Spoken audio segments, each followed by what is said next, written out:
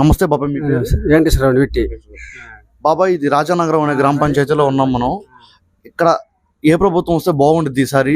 మనకి ఏంటంటే మామూలుగా మనోళ్ళు కూడా జగన్కే ప్రేమించి అందరూ వాళ్ళు కళ్యాణం బుక్ అయిపోయి నీకు మామూలుగా లేదనుకుంటా ఇక్కడ బుక్ అయిపోయారు జనాలు అందరూ. మొన్న నీకు మామూలుగా ఇచ్చారు కదండి సీట్లు గట్టి జెండాలకు ఇచ్చారు కదండి, అప్పుడు కూడా లేదనుకుంటా జనాలు అందరూ మొత్తం మీద వెళ్ళారండి. వెళ్ళి వచ్చేసి కొంచెం భోజనాలు పెట్టారు, భోజనాలు గట్టి తినేసి మామూలుగా వచ్చేసారండి. అందుకని ఇప్పుడు కూడా ఏంటంటే మామూలుగా ఇక ఆడనే నమ్ముకొని ఉన్నారండి. ఇంక తర్వాత మరి ఏమవుద్దు ఎటు పడిన తర్వాత ఓట్లు లక్షలు వచ్చాక చెప్పలేమండి. అదండి అసలు అనుకోవడం. బాబాయ్, అందరికి మీకు సంక్షేమ పథకాలు బాగానే ఉంటున్నాయండి. పథకాలు గితకలు అన్ని మాకు దగ్గులకి నెలకు వచ్చిందని, మళ్ళీ తర్వాత ఆడవాడికి ఒక 48 సంవత్సరాలు ఉంటే మళ్ళీ తర్వాత లేదనుకుంటా వాళ్ళకి 28,000 పడిపోతున్నాయి, తీసేసుకుంటున్నారు. ఇక వాళ్ళకి నీకు లేదనుకుంటా చిన్న చిన్న పిల్లలు కూడా చదువులకి వాటికి ఇక అన్ని మొత్తం మీద బుక్ చేస్తున్నారండి. బుక్ చేస్తున్నారు. స్కూల్స్ అవి అంతా బాగానే ఉంటున్నారు. స్కూల్ గిట్ట బాగానే ఉంటున్నాయండి శుభ్రంగా. ఈ చదువులు అంటే పొద్దులు పోయి మధ్యాహ్నం కల్లా మామూలుగా అదే 11-12 లోపల వచ్చేస్తున్నాడు. వచ్చేసి మామూలుగా మేస్టర్లు వెళ్ళిపోతున్నారు, పిల్లలు ఇంటికి వచ్చేస్తున్నారు. ఇంటికి వచ్చేస్తారు. ఈసారి కూడా జగన్మోహన్ రెడ్డి గారు వస్తే ఇలాంటి మనలాంటి దిగువ అలాగేనండి. ఇప్పుడు మనకి ఏంటంటే మామూలుగా మన ఎమ్మెల్యే గారు ఉన్నారు కదండి. జగన్మోహన్ రెడ్డి వచ్చేసిన తర్వాత మన ఎమ్మెల్యే గారు ఉన్నారు కదండి. అప్పుడు తర్వాత మన ఊళ్ళో మట్టికి ఉంటే వాళ్ళు ఇల్లు అడుగుతాయి మనకి సరిపోతుందండి. అదండి. కానీ పడులు గట్టు భారీ చేస్తున్నాడు, వస్తున్నాడు, వెళ్తున్నాడండి. మరి తర్వాత మనకి ఏదైనా అవసరం ఉంటే మనం కూడా ఇల్లు అడుగుతా కూడా బాగుంటుందని అనుకుంటున్నామండి. మీ ఎమ్మెల్యే గారి పేరు?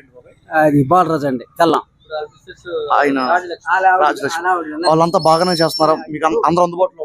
ఇప్పుడు బాలరాజు అంటే మంచి బాగా చేశారండి. ఇప్పుడు అతను లేదండి, తర్వాత ఆవిడ గారికి ఇచ్చారండి సీటీ.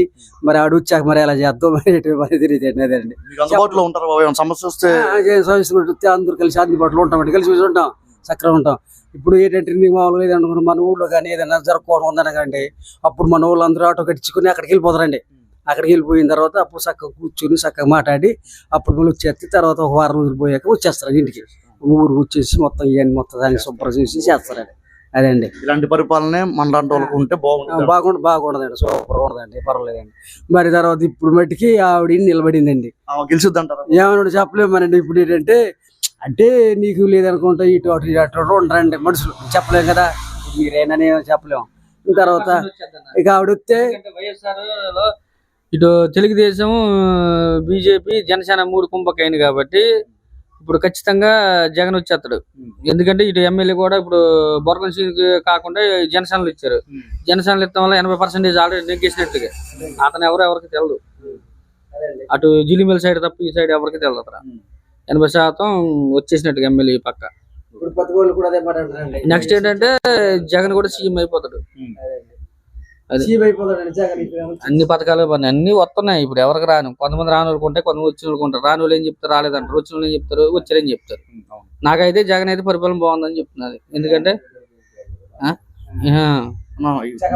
కరెంటు బిల్లు అవి అన్ని బాగానే ఉన్నాయి. తక్కువ కరెంటు బిల్లు కూడా అన్ని బాగానే వస్తున్నాయి, తక్కువగానే ఉన్నాయి. మనకి అన్ని సౌకర్యాలు కలిసి వస్తున్నాయి కాబట్టి మనం ఆయన ఎంచుకుంటున్నాం. ఇప్పుడు జగన్ సీఎం అయితేనే మనకి కొంచెం పరిపాలన బాగుంటుంది, అంతే, ఏం కాదండి.